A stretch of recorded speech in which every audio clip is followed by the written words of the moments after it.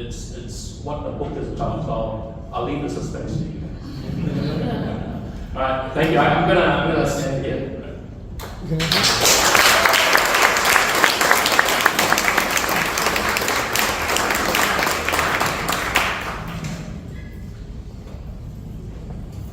Thanks, Bochu. That was exciting and quite thought-provoking, giving us some tasty snippets from your book. Actually, as we dive into the Q&A session, we prepared some... Sorry, I didn't explain that. This is Manifest Destiny. There are many portraits that describe Manifest Destiny. This one has a white angel leading colonial settlers as they left. You see the land became bright, lighted up. Where they hadn't gone, you see what they call savages, right? And the savages are leaving, and you see the angel carrying a Bible and the telegraph wire. Right? This sort of represented what Manifest Destiny was. Still is, unfortunately. Thanks, Richard. So you covered a lot of ground, lots of interesting terminology and concepts, and I think challenged maybe mainstream notions. We would like to open this up for questions, and really, we're expecting some interesting discussion, I would say. So no questions, don't hold back, just be provocative. I can see a hand up already, that's amazing. But before we, did you have a question? Yes. Okay, before we start, I just wanted to flash something up on the screen and then we'll start with your question, okay? So before we start, we actually prepared some prompts based on what Richard shared, just to kind of get the brain juices going. So just consider this as reference. I'm not going to talk about this anymore. We're just going to leave this up on the screen as we go through the Q&A session. You can pick from any one of these and ask any of these questions if you want, or just use this to prompt some thinking. So there's a microphone that will go around the room, and just raise your hands if you have any questions, and the microphone will get to you. So why don't we start in the corner? Who has the microphone? It's okay, I think my voice is coming out. That's all right, I'll pass the microphone to you. Congrats, Boon. So, bear his neighbor. So, I wrote this before coming here, right? I read the snippets of the book. Well, this is for personal insights. What inspired you to write this book? And were there any particular experiences or realization during your research that significantly influenced your perspective? Thanks, Eva. I spent 6 years in Hong Kong. I also spent 3 years in Taiwan. So I know Hong Kong quite well. And Hong Kong is a strange example. I mean, Hong Kong is a strange example. When I was there, I was taken aback by how fervent young Hong Kongers felt about democracy. But I was also sure they didn't quite understand what they were fervent about. Right? So they went about destroying a lot of stuff. And just so you guys know, the Hong Kong riots came about because there was a 21-year-old Hong Kong boy by the name of Chan Tong Kai who went to Taiwan with his 19-year-old girlfriend, murdered his girlfriend, stuck his girlfriend's body in a bag, and then fled Taiwan. Right? Now, to extradite him back to Taiwan, because there was no extradition treaty, they had to make a special ordinance where they would allow these extraditions to happen.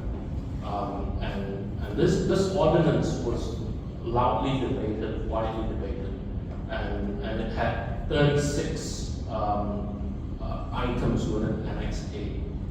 And the ordinance basically said you cannot, because the worry was that you might have the Hong Kong government extraditing Hong Kongers to China, and Hong Kongers didn't want that. But the ordinance said that you cannot extradite anyone from Hong Kong to China for political reasons.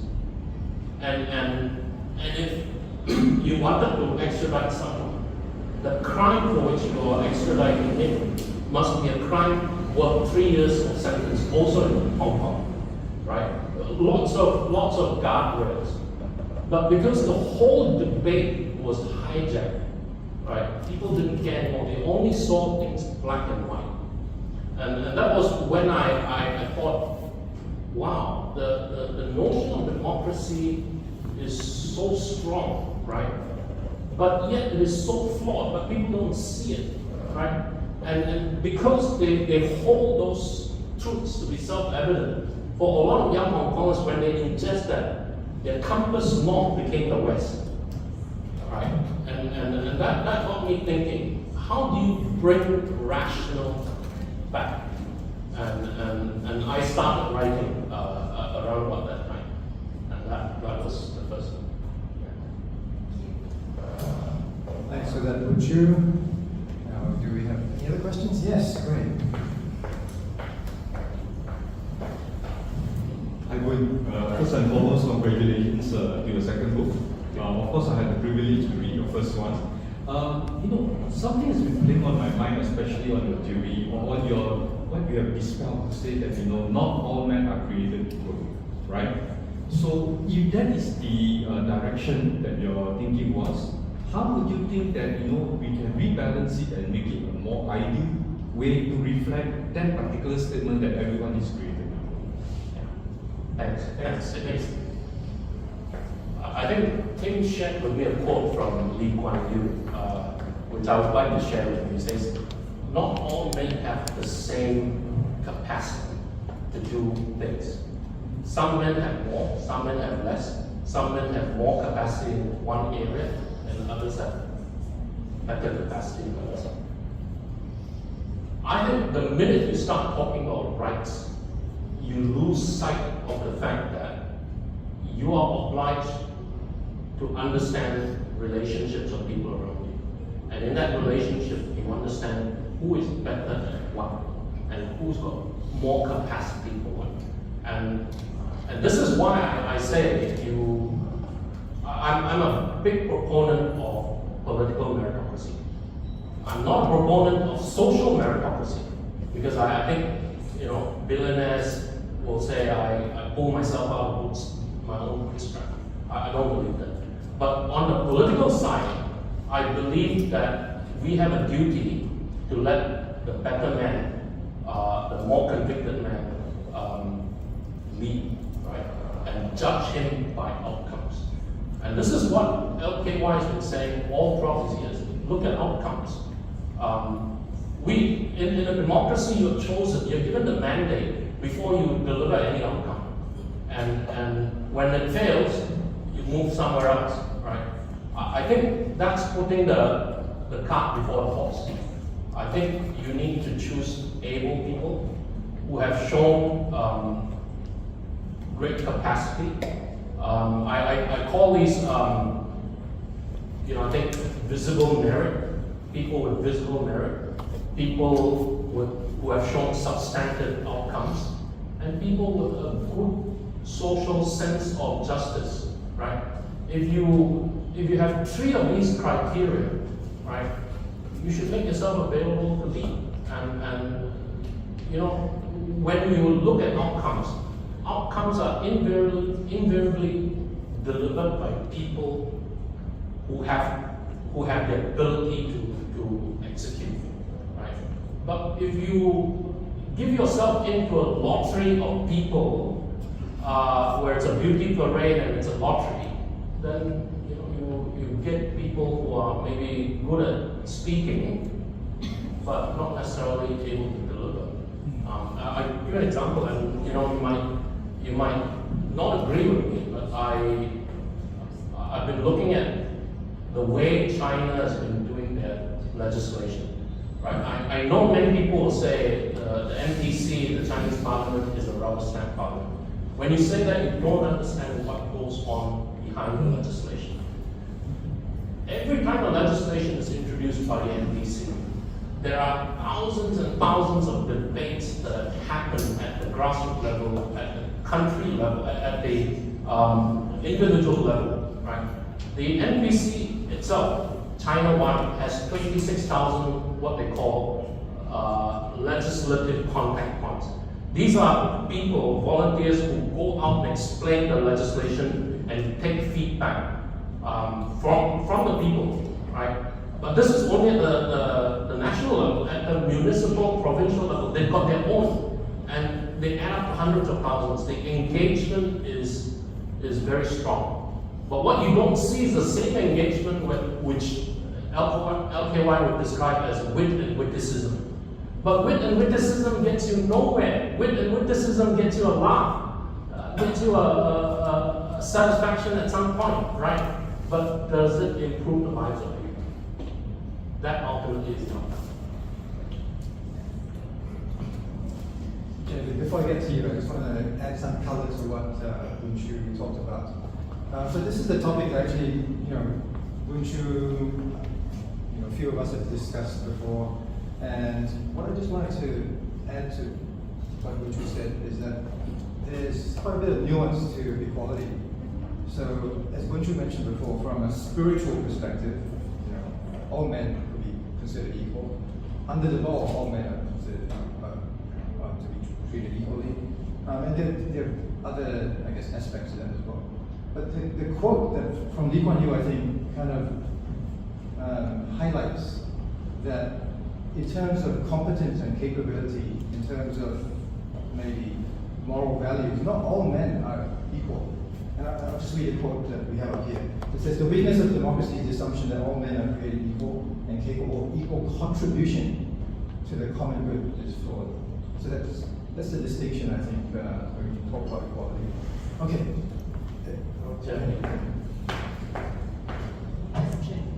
My background is anthropology and non-literate society, so I'm really not a specialist on the subject. I would like to come back to your remark, all men are created equal, but not women.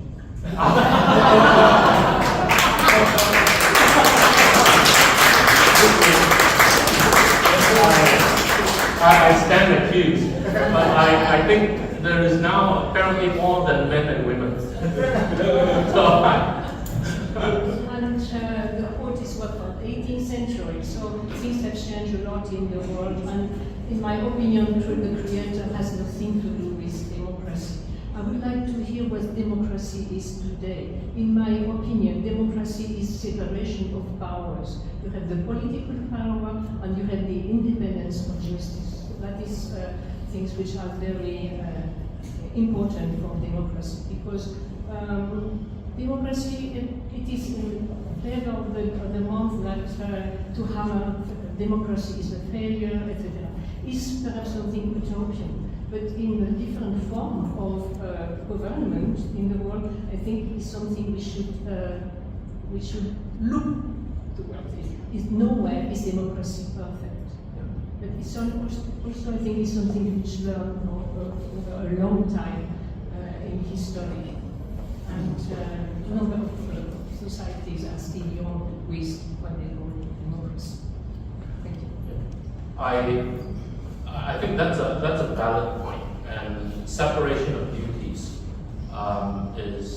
is a key factor of democracy, and it comes from people like Immanuel Kant, who said that even to solve the problem of state, even two devils in competition will give you transparency, right?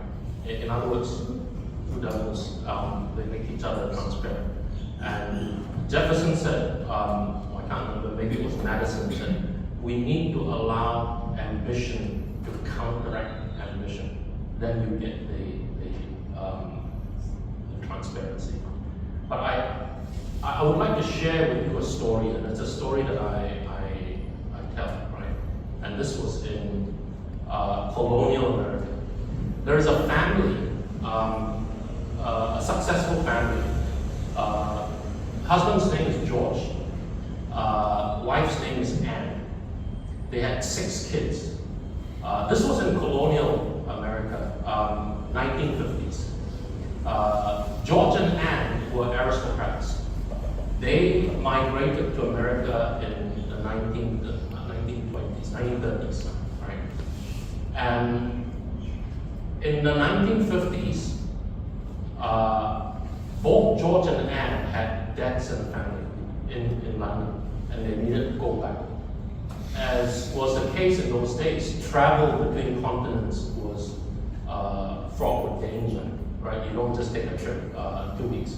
They needed to be out for 3 years, but they had children. They had 6 children, right? All pre-teens and teens, right? So for Anne to be satisfied that she can leave, she found a governess. A governess who would be as strict with the children as she was, loved the children as she did, and would care for the children's welfare. Charlotte came from the same village as Anne, and she was also upper class. And Anne placed her full trust in this governess. Now, they also had, they interviewed a few and they found someone by the name of Martha. But Martha was second best, right? And so they left the house and the kids with Charlotte. But quietly, because George, being a lawyer, did not trust totally. So he said to the children, every 3 months, write me a letter and tell me how Charlotte's treating you and whether your welfare is good. Right? So they left. Of course, Charlotte was strict. Homework needed to be done. Chores needed to be done. When it's time to go to bed, you go to bed. Children rebelled, right? They didn't like her, right? And they wrote nasty letters to their father saying they were ill-treated, even though that was not the case. Now, quietly, unbeknownst to Anne, George had arranged Martha to be a second standard to check on Charlotte. In other words, every time Charlotte does something wrong, criticize her. And by the way, you've got the ability to control the family purse, right? So Martha made life hell for Charlotte. And before long, Charlotte realized that the children were writing letters to the father, right? And she realized that if she had given the children whatever they wanted, they would write nice letters. And her focus was, Martha, I'm going to deal with Martha. Because Martha's checking me every step of the way, right? Something happened, right? George thought Martha would be a check and balance on Charlotte. In other words, you've got two opposing entities, and you've got check and balance. And Martha's check and balance would cause Charlotte to do better. But something changed. The separation of duty soon became separation of purpose. The purpose of Martha fell away from looking after the children's welfare to dealing with Martha. And this is the same thing that happened in 2011, right? In a check and balance.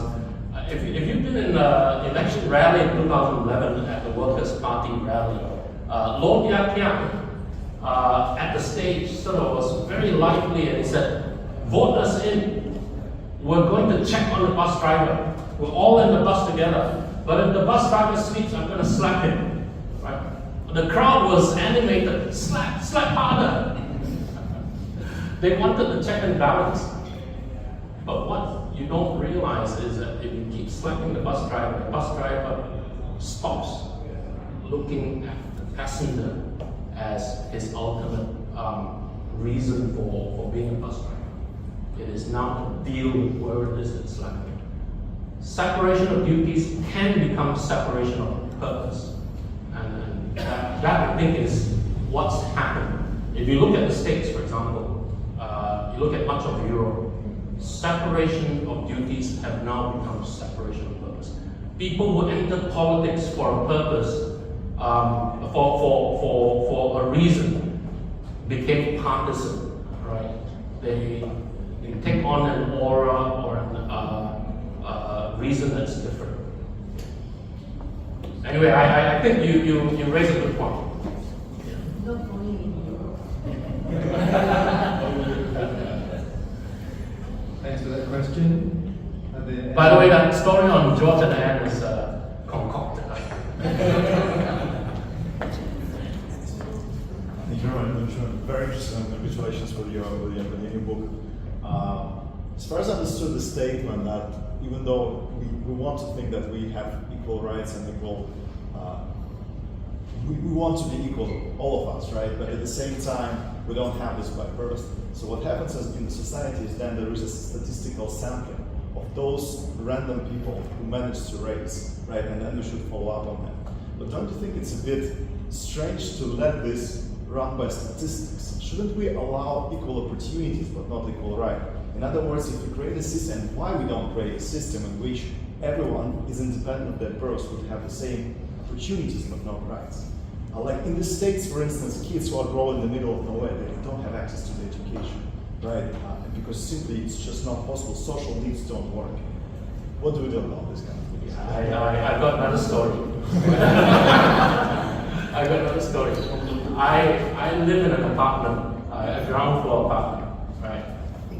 When I first moved into a ground floor apartment, I noticed a young lad walking past my apartment twice a day. It's a true story. True story. He walks past my apartment twice a day. I can hear him before he comes. He plays his music, Lemon Tree. It's almost always Lemon Tree. His name is Matthew. Right? Matthew is always with his father, right? And one hand on the father, and they walk around the apartment twice. As I was writing the second book, I always saw him. Matthew has a condition. Matthew has Down syndrome and he's autistic. Right? But Matthew is a really happy chap, well loved by his parents, Lawrence and Anne. Now, if you imagine, right, a child born with such disabilities, you wouldn't call that lucky. But it's in a perverse way, Matthew is lucky because he was born in Singapore. Singapore has more than $1 trillion in capital roaming the world, digging for resources, hunting for revenues, right? And it is because of Singapore being what it is that Lawrence and Anne could give Matthew the life that Matthew needed. I mean, you can call it human rights, right? Very basic things, medical care. They've dedicated their lives to looking after Matthew. But then again, as I saw them, I thought to myself, but what if Matthew and Lawrence was in an alternate universe? And that alternate universe is in Chad, sub-Saharan Chad, right? Where you don't even get water, much less medical. Matthew wouldn't have survived more than a few months, right? Does that mean Anne and Lawrence in Chad would love their child less than Anne and Matthew here in Singapore? Probably not. But they would have different capabilities, different access to opportunities, right? But here we are in this democratized world, we say human rights are equal, opportunities are equal. No, opportunities are never equal, rights are never equal, but rights stem from the place you are in, right? Now, I would say this, right? If you ever visited Chad, not that I have, right? It's a dry place, sub-Saharan, hot, horrible place to live. But it is because of countries like Chad, places like London, which is very far up north. London is almost 60 degrees latitude, right? At 60 degrees latitude, you should be getting Siberian type weather. But you don't, because the warm air picks up from places like Chad and moderates the lives for people in Europe, and Europe is all green, right? Whereas Sahara is all desert, right? So the world can never be divided.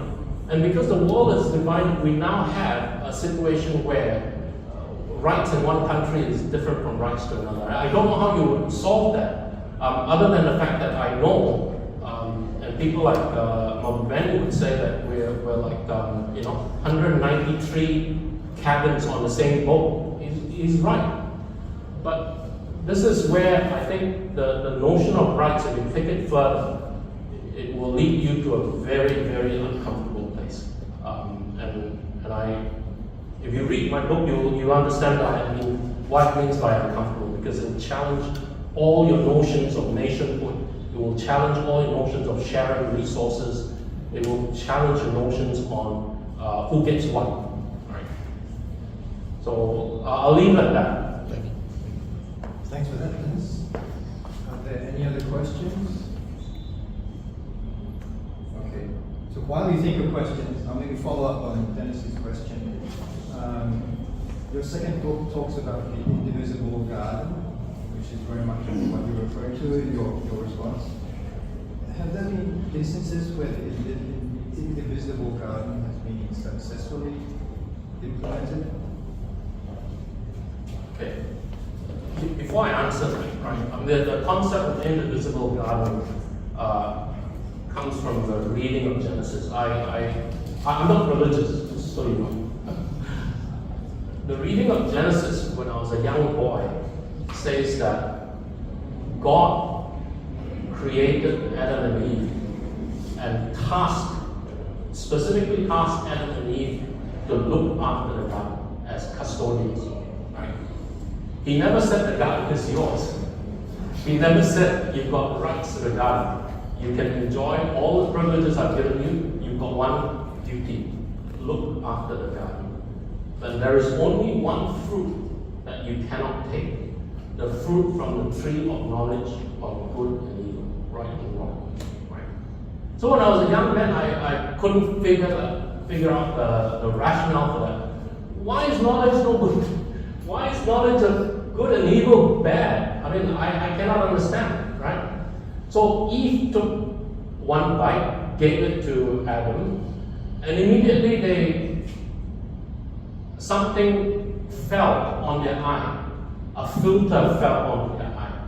They now filtered everything in their eye or in their mind's eye by saying, is it good, bad, or different, right? One of the first things they did was, well, it's no good to be walking around stark naked. Let's cover ourselves up, right? If Eve covered herself up, but Adam said, I don't care, right? I don't mind. Then it would be the value system of one person, one woman, right? But because Adam also felt the same, it was a value system of two.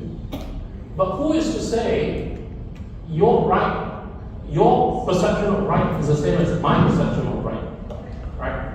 So the garden cannot sustain that, because before long, you're going to have people saying, this fruit tree is mine. I feel it's right that I say this fruit tree is mine. I live next to it, right? Then the garden becomes divisible. This is the world that we live in. The garden is not divisible. The planet is not divisible. And that we owe it to our fellow brothers and sisters to look after the garden. And in looking after the garden, we realize that there is a relationship between us. And that relation is all made up of obligations, right? We have obligations towards the garden. Matthew and Anne have obligations towards, Lawrence and Anne have obligations towards Matthew. It's not about rights. How can you describe that relationship in the form of rights? You cannot. That obligation is born out of love. So the idea of indivisible garden came from there. Now, again, if you talk about indivisible garden, looking after your fellow brethren, then common prosperity is one. We must share prosperity. Shared humanity is another one, right? So there's only one country that's talking about this today, and that's China. But China is a country, and China sucks in all the resources as well too. It's 20% of the country sucking in 45% of the energy, right? That's not right either. So no, the answer is there isn't one, but there's been some talk. And the reason why the Chinese think that way is that their philosophical underpinnings have never been about rights. The Chinese philosophical underpinnings have always been about obligations. You know, obligations between father and son, son and father, father and neighbor, and father and the broader community, right? And that is how the Chinese world spun around. Whereas the Western world spun around with the notion of rights. My right, you got to respect my rights, right? And it becomes something that you grab and hang on to, as opposed to you willingly give. Thanks for that, Luchu. Any other questions? We've got 10 minutes before the refreshments, before you get the refreshments. So let's make use of this time. Yes, Jennifer. In this relationship between rights and obligations, where do you put historically slavery? Where what? Slavery. Oh. Well, slavery is Obligation. yeah, of course, slavery predates what the Europeans did to the Africans and the Native Americans. But it's always based on rights. Yeah, it's always based on rights, and which is why it's wrong. And look, if you take away rights and have the world revolve around obligations, all of us have common obligations to the land that we stand on, to the planet, to the indivisible garden. But when we exercise that obligation to the indivisible garden, it is when we realize that our relationship with one another differs and it becomes stronger. But if we start imposing rights on everybody, right, that relationship becomes dark.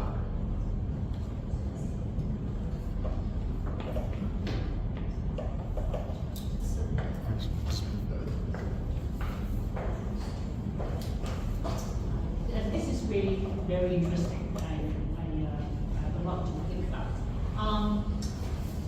How would you? Sorry, I have not read any of the books. How would you see moving forward? What are the little things all of us can do? What are the things that you would do?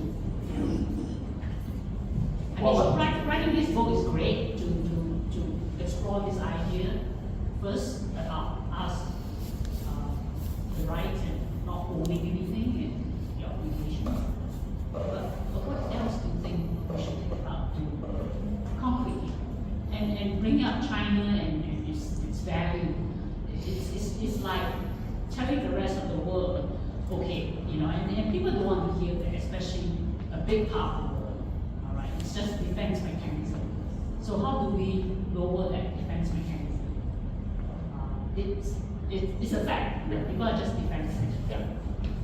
So that's a question I struggle myself. And that's a question that Tim always confronts me with, together with Richard, right? It's what I call, I know the world is not right. And I think all of us have a sense that the world is not right. And, you know, I think we seem to be marching towards the precipice. What I consider right and what I consider wrong. You don't consider that right, you don't consider that wrong, right? And we butt heads. But we butt heads today in a different way than we butt heads 300, 400, 500 years ago. We would butt heads with swords and maybe muskets. But today, we've got nuclear weapons, right?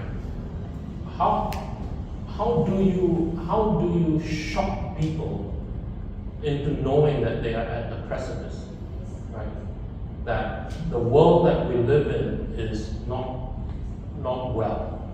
That you've got to shock them, and like I said to him, to Tim, the world's not right, but you've got to turn it inside out to have it standing right side up. And it's not an easy proposition, which is why I think standing here telling people that the the world is not right and that you should forego rights, you should forego national identity. I think the garden is indivisible. All that is sort of up there, right? But it is true. It is true, right? Because the Christians always say, you have sinned, the original sin. You've taken the fruit from that tree. You can't turn back. But what you've got to make people understand is that you've got more obligations than you have rights. And that if you go into obligations, you will have more than rights can ever give you. If you live by obligations, and if other people live by their obligations, you will get more than rights can ever give you. But that's also a very hard proposition to explain. Then you almost take the aura of sainthood trying to explain things like that. Right? I don't have an answer. I really don't. Just a second, if you don't mind. I just want to add something to what Common goal is to save the planet. Could we stop our nonsense and do something that the planet is liable for our children and grandchildren? That could be the planet. Yeah, I agree. I totally agree. And this is where rights and nationhood sits right at the core of our problem. Because we today, unfortunately, interact with each other through the identity that we adopt from our nation states. So if being born in Malacca, I'm not Singaporean, but when I interact with a Malaysian, I take on the aura of a Singaporean, right? How does that make sense? That's how people interact, that's how the world interacts. And I'm saying that's wrong. I'm conscious of time, and as moderator, I want to kind of get us out to refreshments at 3 o'clock. So I do want to kind of close the Q&A within the next maybe 10 minutes, or we'll go about 5 minutes. And those of us who still have questions and want to interact with you're welcome to stay back. I will stay back too. I'm interested in the discussion. Those of us who want to move to refreshments and have discussions on the other side, please do. So I know there's at least 2 more questions, and we've got about 10 minutes. Mine was the same. Was the same? Okay, so we've got 1 more question. But before that, I kind of wanted to share a thought in response to Mimi's question, in terms of what possible steps we can take. There's something very interesting happening right now in the world of social media. Does everyone know of the TikTok ban in the US? Who hasn't heard about that? Okay. Has everyone heard of the term red note? Yes. Xiaohongshu? Yes. There's very interesting people-to-people connection that's happening right now. And eyes are being opened, I think, on both sides as to what is happening in the world, what the reality is in the US, what the reality is in China. And I think that is, in response to your question, that's one of the things that can happen that could result in some tangible realization that we maybe drive some meaningful action. So still a few more steps before we get to some outcome in my thinking, but it's a step in the right direction. TikTok too?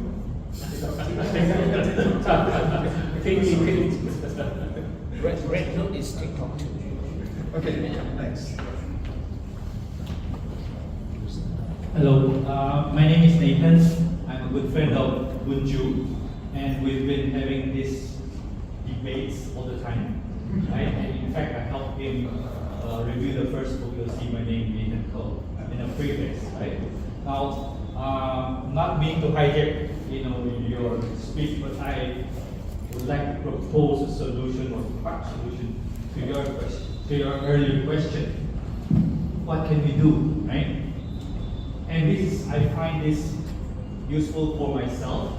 You may find this proposition controversial, but what I do see, or I did see in the last 10 years, or maybe even more, is that, and this is my observation, you may not agree with me, is that the West has used the media, free media, as its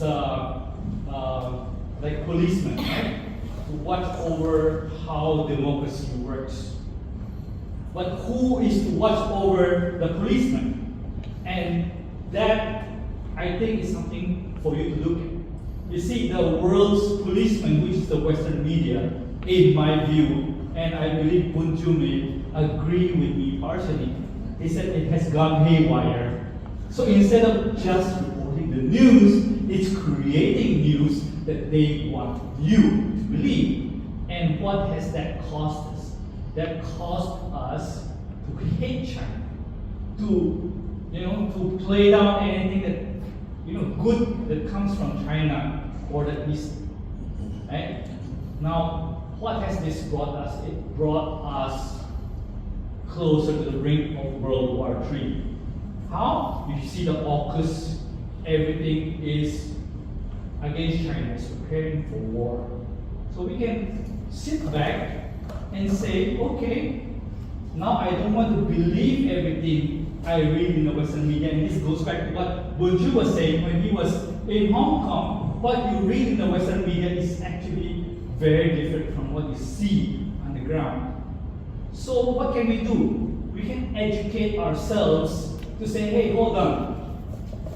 We used to trust you 100%, right? But maybe I trust you 50% now, and do a double verification whether what you're telling me is propaganda or truth. Thank you very much.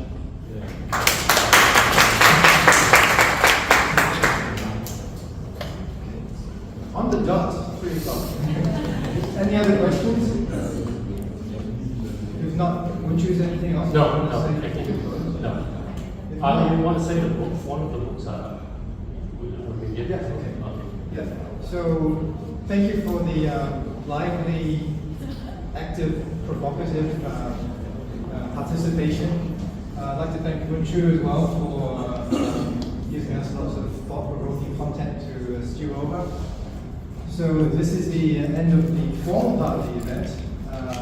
Refreshments are available in the next room. The restrooms, as I mentioned, are there too. Book sales will happen in the next room too. And one thing that Boon Chu has offered today is the first book that he published came out during COVID. But do you want to talk about that?